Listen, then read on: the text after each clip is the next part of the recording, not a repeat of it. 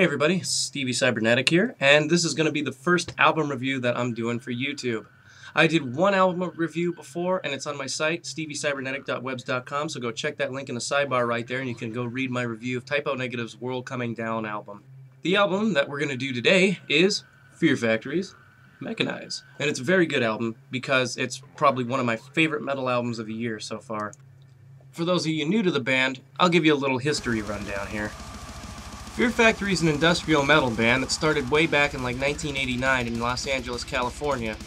Basically, it was just three guys at the time. It was Raymond Herrera, Dino Cazares, and Burton C. Bell, and I believe they had a different bunch of bassists come and go for a while until like 1993 when Christian Old Wolbers was introduced to either Dino or Burton by Bobby from Biohazard. And after they, chatted for a little bit, they hooked up to do a gig, and then boom, they just hit it off so well. For like the next 10 years practically. That was their lineup. Dino Cazares on the guitar, Raymond Herrera on the drums, Christian Old Wolbers on the bass, and Burton C. Bell on the vocals. The first real album I ever listened to from them was actually this one, Digimortal, which came out in 2001. And for people that are just getting into the band, I recommend you pick up this one first. A lot of people give it some bad press because if you listen to earlier albums like Demanufacture, it's in terms of song length and heaviness, it is kind of lacking. But the thing I liked about it is it gets people into new genres of music because it's so fucking accessible, and it really does fundamentally show off their core style of metal, which is a very unique one. Fear Factory is really well known for using a lot of sampling in their music. I'm not talking about hip-hop sampling, I'm using like whole soundscapes behind their sound.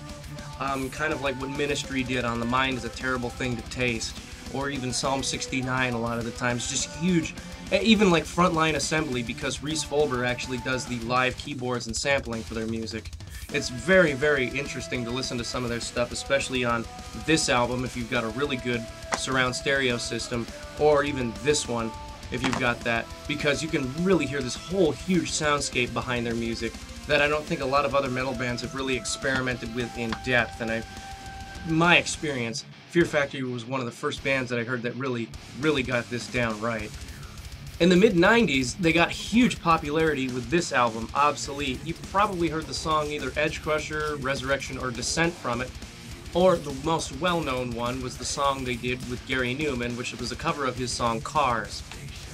That one got a hell of a lot of popularity and even ended up on one of those Test Drive Games soundtracks, which was actually the first time I ever heard that particular song, which is Cars with Gary Newman. In like 2002, Burton C. Bell and Dino Cazares actually had a falling out, and subsequently Dino left the band. Christian got up promoted to guitar work, and then they took Byron Stroud, who works at Strapping Young Lad for a while, as their bassist. Stepped up to do the bass in Fear Factory. After that, they recorded the albums Archetype and Transgression. Both of those were highly experimental records, and I think that maybe Transgression was almost a little too experimental, but nothing can beat experimental as much as this record that they released. As far as I can tell, from my experience, this was the first entire complete remix of an album that a metal band had ever done. But we're going to review that one later. Actually, you know what? I'm going to review each and every single one of their albums individually. Right now, we're going to focus on Transgression. Fans of this band are really going to love this one because immediately it sounds just like Demanufacture, like right off the start. You can't even miss it. If you're new to the band, I really do recommend, though, that you pick up Digimortal first so you can get into that style, or even Obsolete first. Because this album grabs you by the balls and leads you on a journey into, like, manliness, okay? It starts off heavy, it ends heavy. It ends on just such an epic note that I really think if it gets nominated for any awards, it should be Best Metal Album of the Year. Not just because I'm predispositioned to loving Fear Factory, but it's just such a fucking heavy album. The first track, Mechanize, starts off kind of like a little bit of, Frontline Assembly, a little bit of Ministry in that, and it just comes in with this staccato guitar following the double bass on the drums, just like nothing you ever heard. The lyrical content is also something to be pretty admired. It's quite topical. It's a lot of social commentaries. A lot of it is about the state of the world and things right now. But the good thing about it is it's not like buying a lame-ass System of a Down record. And it's not like one of them records that comes off as, here, let me explain politics to you and how the world should be records. It's just straight up how Burton C. Bell feels about things. And he doesn't try to berate you with lame lyrics about the world's problems, I guess. That was one of the main things I didn't like about System of a Down, and when I know how political of a band that Fear Factory can be at times, I kind of was a little worried that this would be a very big social commentary, but however, I'm glad that it's not too big of one.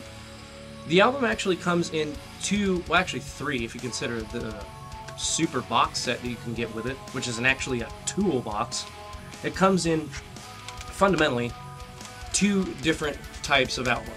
You can get this right here, which is a digipack, and it opens up. It's fold out. You get the card insert right here, which is the lyrics booklet.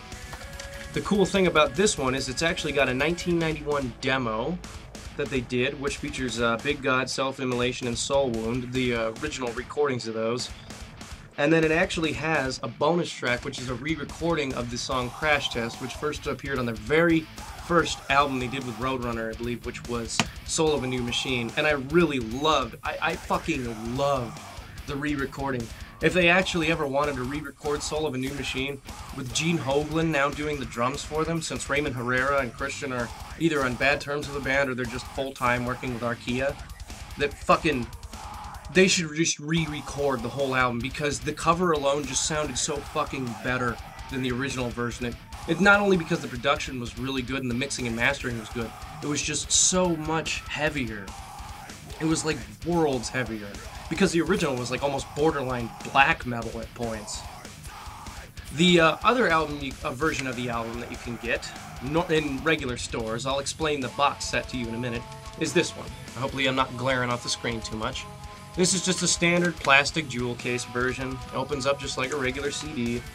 You get the lyrics booklet, if I can get it out here for you guys. Just like every normal CD. The cool thing is, when you take the disc out, I know you guys can't read that, but if you buy a copy of the album, it's got a thank you to the fans for keeping the band around for so long, and I actually thought that was a pretty cool touch. It's also got, like a lot of their albums usually have, in here, which is, I guess something that Burton C. Bell wrote. It's like a little social commentary type poem-ish thing. I don't know. I thought it was an interesting piece of prose that he put on the inside, but fundamentally, the album itself is really good, and the album art itself is fucking awesome as it is, really. I mean, look at that. That would make the coolest poster, t-shirt, tattoo design fucking ever. Really. Honestly, I've got to say that this is one of the best albums that I have in my collection. The other kind of packaging that the album can come in is really cool, and I'm going to link you to it in the sidebar. It comes in a fucking toolbox. I'm not kidding. One of the coolest things I think that they've ever done is the fact that they released the albums in the normal jewel case like this, and then not long after they released them in the digipacks, which are these cardboard ones right here that I just showed you. The other cool thing that they've done is they've actually released the album, believe it or not, in a fucking toolbox.